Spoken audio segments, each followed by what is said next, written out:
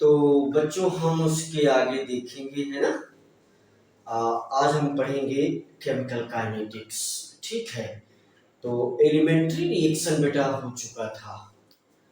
हम आपके साथ एलिमेंट्री रिएक्शन का डिस्कशन कर चुके थे और एलिमेंट्री रिएक्शन का डिस्कशन पूरा हो गया था बेटा। और chemical kinetic point of view से बेटा जी हम रिएक्शन का क्लासिफिकेशन और कर सकते हैं रेट के बेस पर। तो क्या कहा जा सकता है, ये कहा जा सकता है कि बहुत फास्ट रिएक्शन होते हैं, बहुत स्लो रिएक्शन होते हैं और बेटा मीडियम रेट के रिएक्शन भी होते हैं, है ना। तो फिर कुछ मजेदार पॉइंट, अगर हम ऐसा कुछ एक छोटा सा क्लासिफिकेशन लिख दें कि क्लासिफिकेशन, है ना, तो क्लासिफिकेशन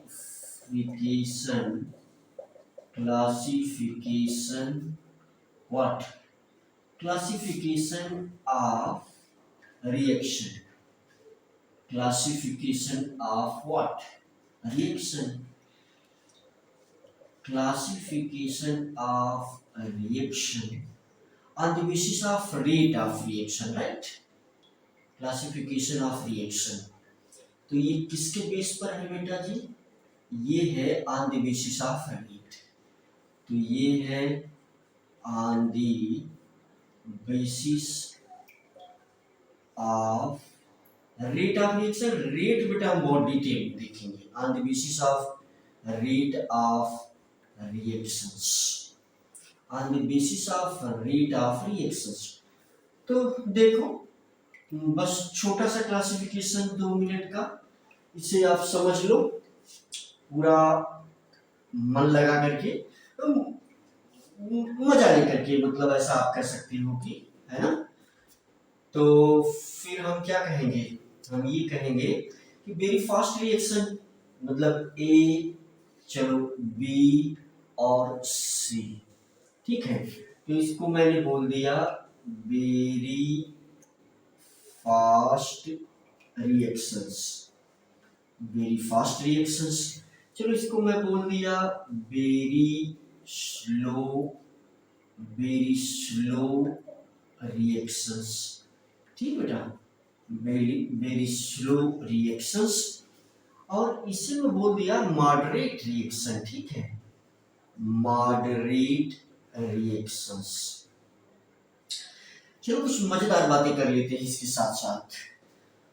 तो बुक में एक जगह बेटा लिखा गया है कि दे टेक्स, अच्छा लिख देते हैं, these reactions take about these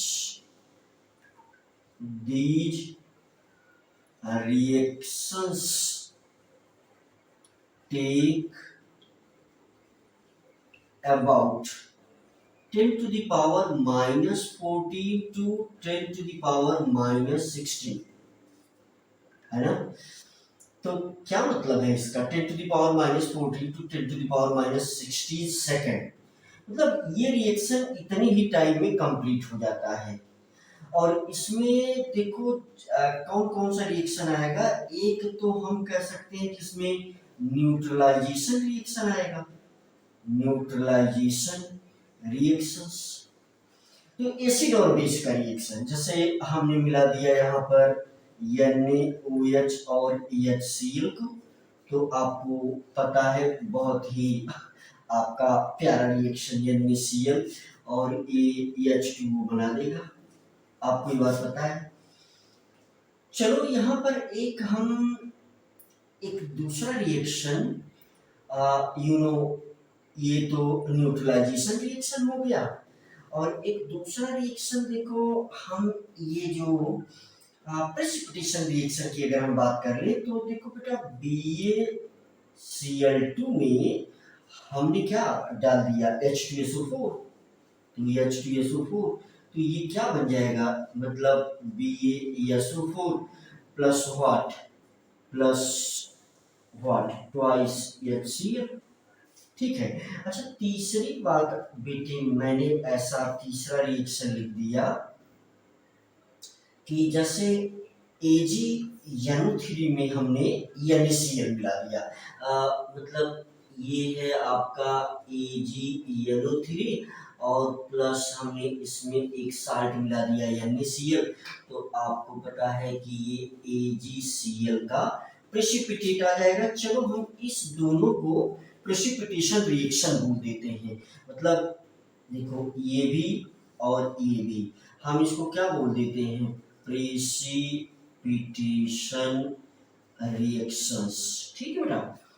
चलो अच्छा, अगर वेरी स्लो की हम बात करें, वेरी स्लो रिएक्शन, तो वेरी स्लो रिएक्शन की अगर हम बात करें बेटे, तो चलो देख लो देख लो देख लो, मैं मिटा ही दूंगा। तो ये जो है वेरी फास्ट रिएक्शन, और ये आयनिक टाइप के रिएक्शंस हैं, है ना। तो बहुत फास्ट हो जा रहे हैं, और ये कहा जा रहा है कि भाई हम इसकी केमिकल काइनेटिक स्टडी नहीं कर सकते बेटा। इस टेक्नोलॉजी के जमाने में ये सब बातें झूठी लगती हैं। तुम सब इतने तेज होगे फ्यूचर में कि कहीं ना कहीं मुझे ऐसा लगता है कि तुम इसकी भी केमिकल स्टडी करोगे, है ना। अच्छा, और कुछ लॉजिकल चीजें मैं आपके साथ डिस्कस करूंगा अभी, ये तीनों बता देने के बाद, तो उसको तुम्हें देखने में बहुत मजा आ सकता है।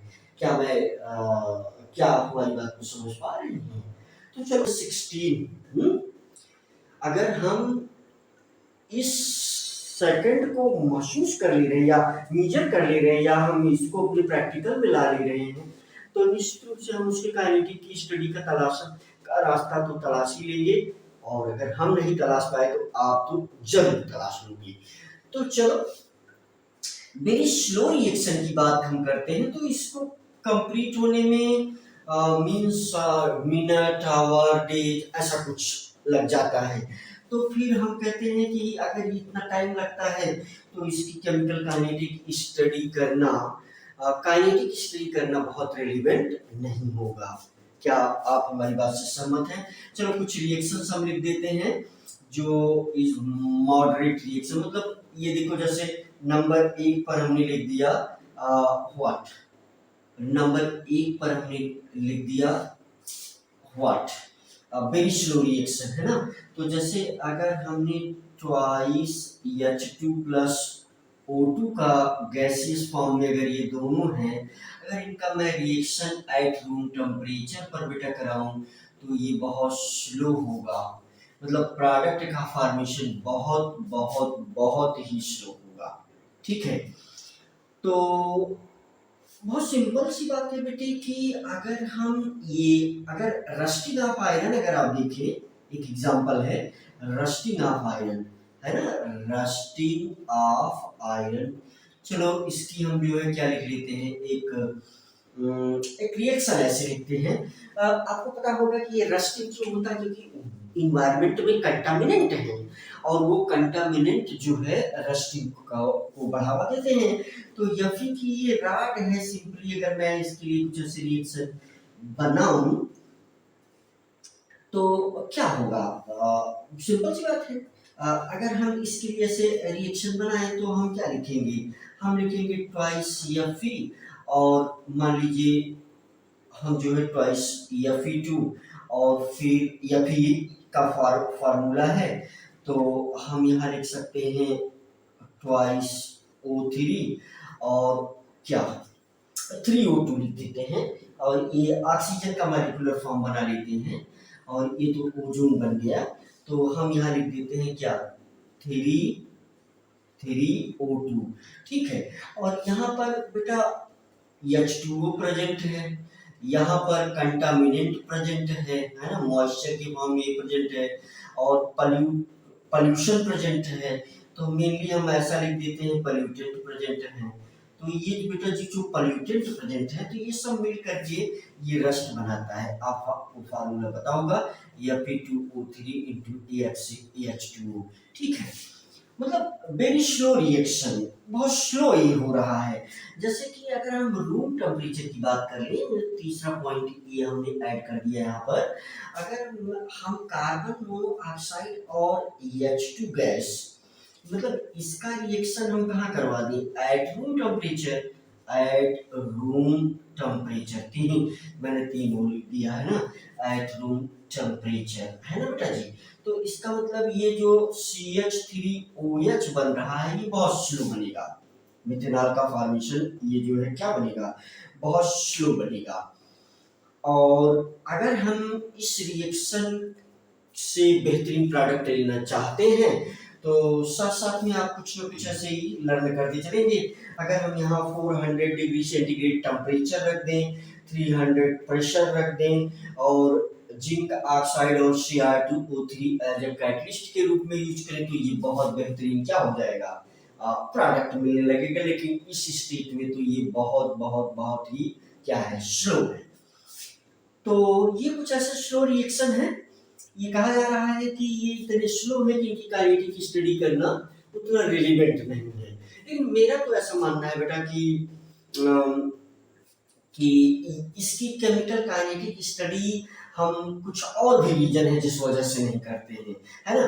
और अगर आप करना चाहें और साइंस करना चाहें, टेक्नोलॉजी करना चाहें तो चीजें इतनी डेवलप है कि की जा सकती है।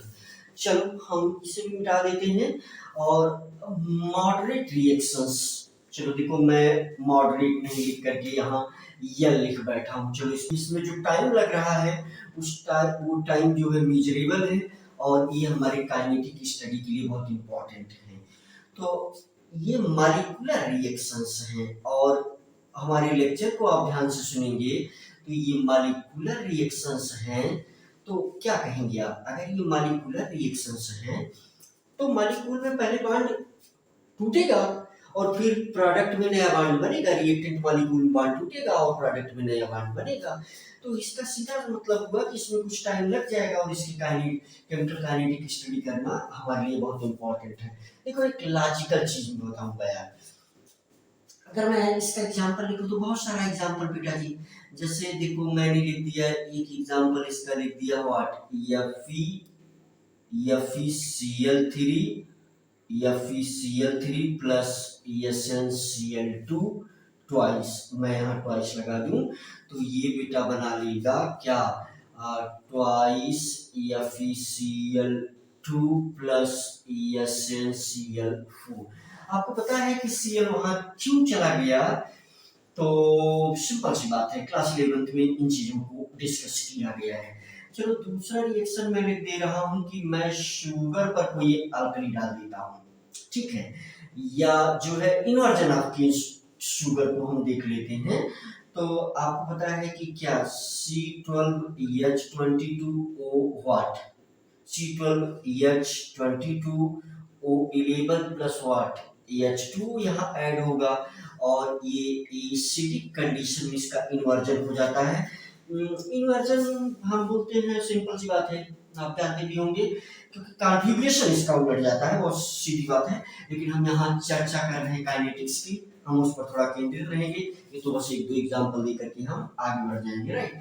तो यहाँ एक ग्लूकोज का मॉलिक्यूल यानी C6H12O6 बन जा रहा है और दूसरा C6H12O6 ये भी बन जा रहा है। चलो और अगर हमने जो है एस्टर की अगर हाइड्रोलिसिस कर दी, अगर हमने एस्टर की हाइड्रोलिसिस कर दी, सिंपल देखो CH3COOCH3 और इसकी भी अगर हमने हाइड्रोलिसिस कर दी, HOH कर दिया, तो सिंपल सी बात है, एक एसिड CH3COOH, दूसरा अल्कोहल CH3OH, तो ऐसा कुछ बन जाएगा। तो अब ये मॉलिक्यूलर रिएक्शन बेटी बहुत सारे रिएक्शन हो सकते हैं ना।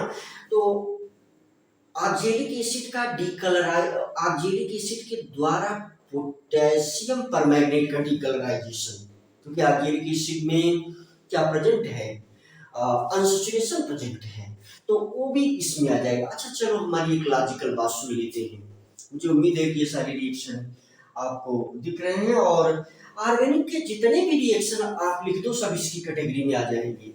चलो मैं कुछ लॉजिकल बात बता देता हूँ कि जैसे सिंपली बुकों में ये चीज लिख दिया जाता है कि हम इसकी काइनेटिक स्टडी नहीं करेंगे, इसकी काइनेटिक स्टडी नहीं करेंगे, ये बहुत फास्ट है, बहुत स्लो है, करना रिलेवेंट नहीं, इसकी हम कर नहीं सकते। तो फिर इसी के स्टडी के लिए पूरी केमिकल काइनेटिक्स बनाई गई, ऐसा है क्या? नहीं। कुछ लॉजिकल बातें, कुछ हम जो चीजें सोच सकते हैं वो ये है कि देखो बेटा, इंसान जो है कहीं ना कहीं बेहद स्वार्थी है। जिस चीज की उसको जरूरत पड़ती है उसी दिशा में आगे बढ़ता है। देखो ऑर्गेनिक केमिस्ट्री आज इतनी डेवलप हो गई, क्यों? क्योंकि ऑर्गेनिक केमिस्ट्री हमारे ज्यादा नजदीक है। हम भी ऑर्गेनिक, हमारे अंदर भी मोस्टली रिएक्शन ऑर्गेनिक ही हो रहे हैं। तो इसीलिए जो है मॉलिक्यूलर रिएक्शन हो रहे हैं, मतलब इस कैटेगरी वाले रिएक्शन।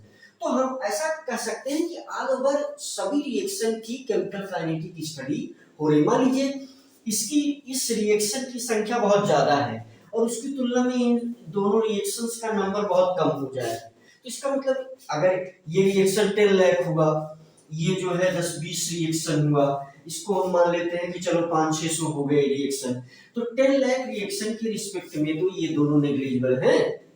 तो इसका मतलब केमिकल काइनेटिक्स जो है वो पूरी केमिस्ट्री के लिए है, ये लॉजिक लगाइए।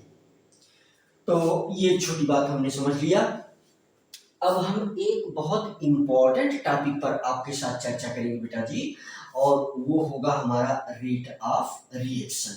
तो चलो रेट ऑफ रिएक्शन के विषय में हम इतना बता देते हैं कि रेट ऑफ रिएक्शन के द्वारा ही क्या किया गया है, रेट ऑफ रिएक्शन के द्वारा ही हम मैकेनिज्म को जान पाएंगे। रेट को हम शौकिया स्टडी नहीं कर रहे हैं, इतनी बात समझना। मतलब ऐसी हमारी कोई शौक नहीं है कि हम अनावश्यक स्टडी करना चाहें।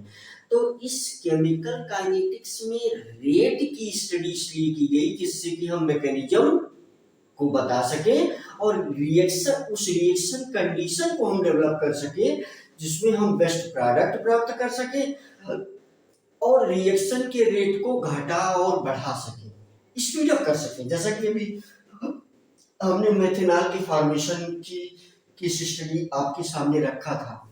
अगर कार्बन मोनोऑक्साइड पर डायरेक्ट H2 गैस का रिएक्शन हो रहा है तो CH3OH का फॉर्मेशन ये बहुत ही स्लो होगा, लेकिन टेम्परेचर को अगर हम 400 डिग्री सेंटीग्रेड और 300 ATM प्रेशर ZnO और Cr2O3 अगर ये एज ए कैटलिस्ट के रूप में हम ले लेते हैं, ये रिएक्शन कंडीशन के रूप में अगर मेंटेन करते हैं तो मेथेनॉल आराम से बनने लगेगा।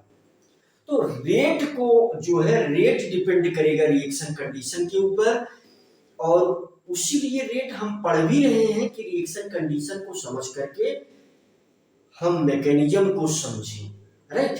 तो हम रेट को बेटा नेक्स्ट लेक्चर में बहुत डिटेल में देखेंगे, ठीक बेटा।